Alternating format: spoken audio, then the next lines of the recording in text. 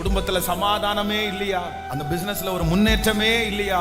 அந்த படிப்பு உங்களுடைய மனசுல ஏறவே மாட்டேங்குதா? நீங்க வேற யாரிடத்துலயும் தெரியாதுன்ற வார்த்தையை சொல்லணும்னு கூட இல்ல. ஆனா ஏசப்பா சமூகத்துல முன்னாடி போய் நில்லுங்க. எனக்கு என்ன பண்றதுன்னு தெரியலன்னு சொல்லுங்க. நீங்களா போட்டு பாடுபட்டு இருக்காதீங்க. நீங்களா போட்டு டென்ஷன் ஆயிட்டு இருக்காதீங்க. நான் நம்புறேன், நான் உனக்கு போதித்து நீ நடக்க வேண்டிய வழியை உனக்கு காட்டுவேன்.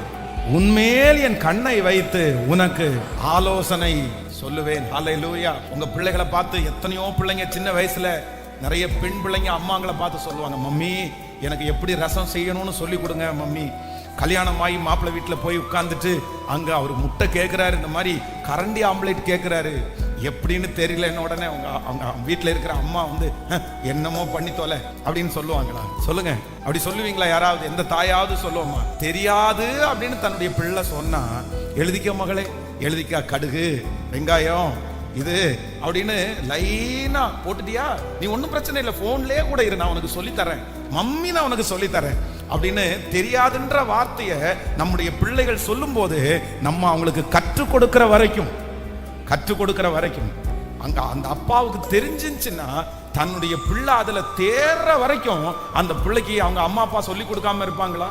உலகத்துல இருக்கிற டீச்சர் வேணா 2 டைம் சொல்லி கொடுத்துட்டு மண்டையில ஏறலன்னு உடனே அடப்போப்பா நீ வேற, உனக்கு ஏறவே ஏறாதுன்னு. ஆனா அம்மா பாட்ட ஒரு பிள்ளை தெரியாது, என் டேடிக்கு தெரியும் ஆனா எனக்கு தெரியாதுன்னு சொன்னா கண்டிப்பா பெற்ற தகப்பனும் தாயும் அந்த பிள்ளைகளுக்கு சொல்லி கொடுக்காம போகவே மாட்டாங்க.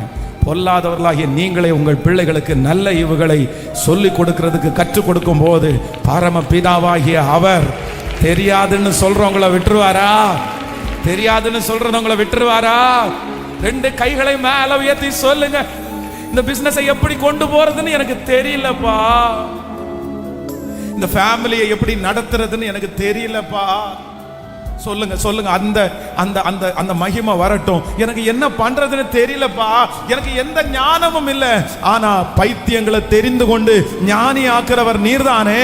சத்தத்தை உயர்த்தி நீங்க எந்த காரியத்துல வெற்றி அடைய முடியாம இருக்கிறீங்களோ அந்த காரியத்தை ஏசப்பாட்ட கேளுங்க. ஏசப்பா எனக்கு தெரியல, இனி எத்தனை நாள் விழிச்சிருக்கிறது, எப்படி இருக்கிறது, எப்படி பேசுறது, எனக்கு அந்த நாலேஜ் இல்லப்பா.